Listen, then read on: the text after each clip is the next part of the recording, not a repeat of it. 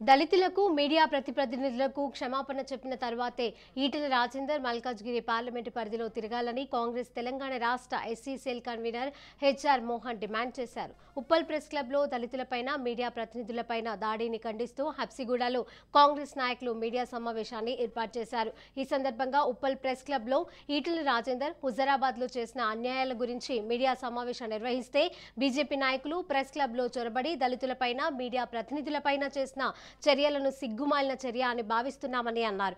ఈటెల రాజేందర్ స్పందించకపోతే దళితులు అడుగడుగునా అడ్డుకుంటారని హెచ్చరించారు.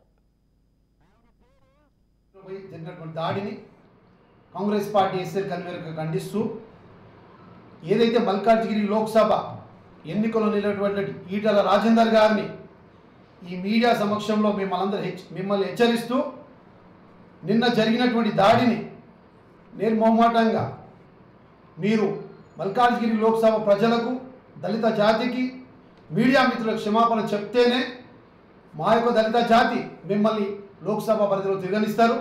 లేకుంటే ఎక్కడికక్కడ